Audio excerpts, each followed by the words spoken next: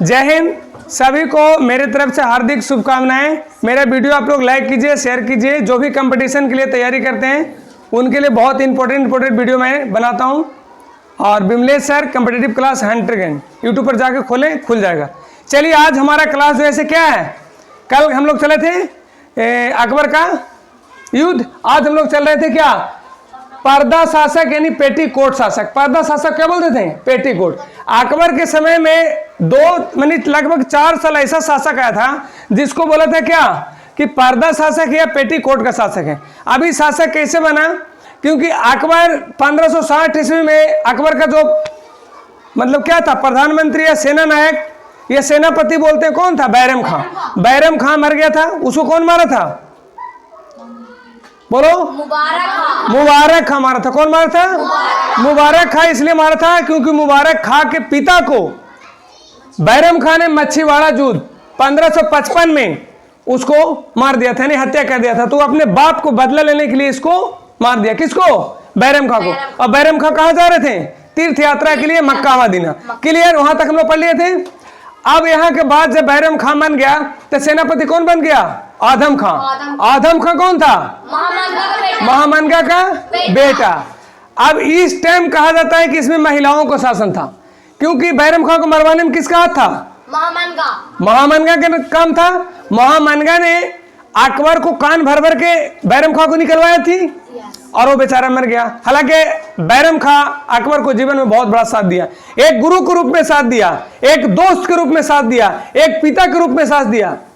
लेकिन बोले नहीं कि जब भी कोई महिलाएं के बात मानना शुरू कर दिया तो समझो कि नष्ट है। इसलिए महिला को ज्यादा बात नहीं मानना चाहिए। कोई महिला कुछ बोले नहीं, ऐसे ठीक ठीक ठीक कोई बात नहीं, कर लेंगे, टेंशन नहीं लो, उसको नाराज भी मत करो, लेकिन उसका बात कभी दिल पर नहीं लेना। अरे उन लोग को दिमाग होता है, कितना दिमाग होगा, लिपस्टिक, पाउडर, चूड़ी, क्रीम, यही दिमाग होगा, क्या होगा। रात चलाने के लिए तो सोचना पड़ता है ना। महामनगा क्या सोची कि जब ये मर गया ने तब हम राज चलाएंगे। कौन, जब बैरम खां मर गया तो राज कौन चलाएगा, महामनगा। महामनगा देखो, इस समय अकबर के दरबार में महिलाओं का शासक कहा गया। इस समय शासन पर अकबर के 2.5 माह महामनगा, उसकी पुत्र आदम खां एवं पुत्री जीजीअनगा का प्रभाव था। एकदम तीनों माए बेटा बेटी मिलके और शासन चला रहा था। कहां, अकबर के दरबार में। क्लियर।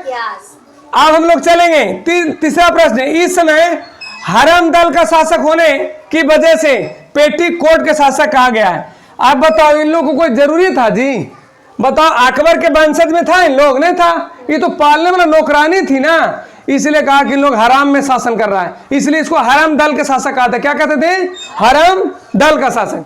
चौथा में कह रहा है 1561 ईस्वी में मालवा पर आक्रमण आदम खां किया और वहां से काफी धन दौलत लूट कर अपने पास रख लिया, जिससे अकबर आदम खां से क्या हो गए, नाराज हो गए। अकबर खां से नाराज हो गए। ध्यान दो, अब इसमें क्या किया, आदम का सोचा कि मेरी मां मंत्री है, मेरी मां का बात चलिए रहा है, हम सेनापति हैं ही, हम लूट के रख लेते हैं। अकबर को जब ये बात पता चला तो अकबर नाराज हुआ कि कोई भी जो संपत्ति अगर किसी राज से लूटा जाता है तो हमारा नियम है उसको राज खजाना में जमा होता है, लेकिन वो जमा नहीं किया।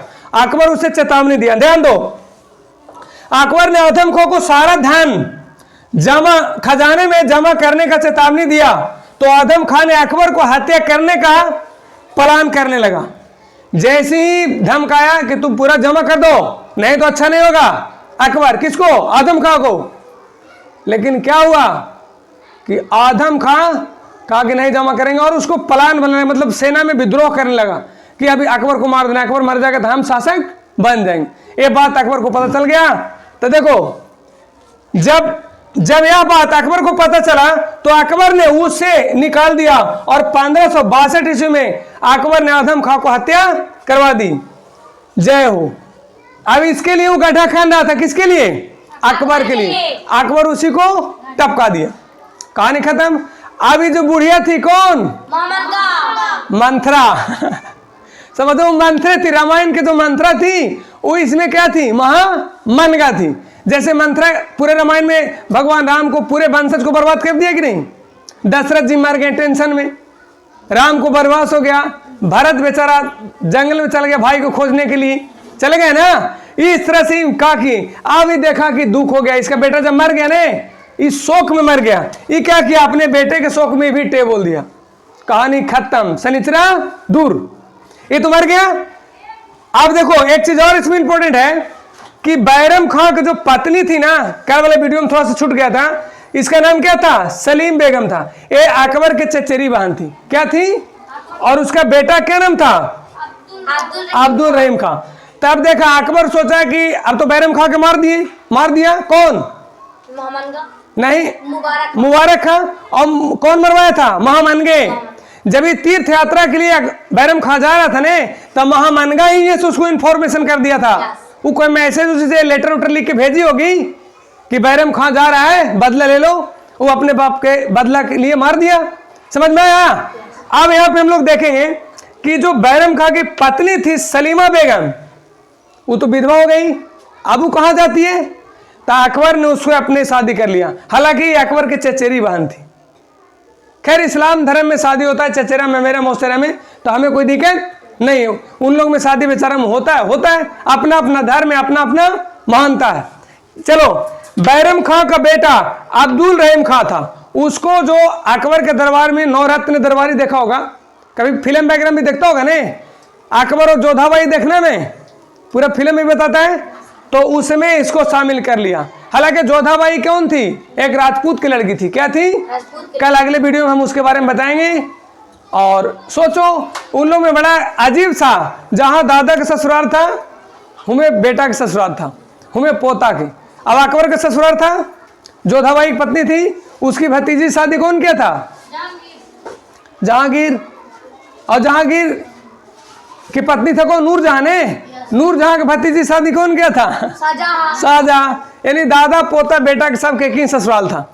लेकिन यहां से हम लोग एक चीज कह सकते हैं कि पूर्ण रूप से अकबर के बाद से पूर्ण रूप से मुसलमान शासक नहीं था। उसमें तो मुसलमान और राजपूत दोनों मिल गया ना। अरे ठीक है, जैसे उसका जो बेटा पैदा हुआ, कौन, जहांगीर पैदा हुआ, मान के चलो जहांगीर पैदा हुआ, तो जहांगीर जो पैदा हुआ उसका बाप क्या था, मुसलमान था, लेकिन माँ क्या थी, राजपूत थी। तो इससे हम लोग क्या कह सकते हैं कि आधा हिंदू आधा मुसलमान का शासन चल रहा था। इसके बाद नहीं चल रहा था, क्योंकि जितना बच्चे पर हक पिता का है उतना हक तो माँ का भी है। हालांकि लोग माँ का दर्जा नहीं देता, लेकिन है तो हक उतना। चलिए समझ में आ गया, कोई दिक्कत, धन्यवाद, जय हिंद।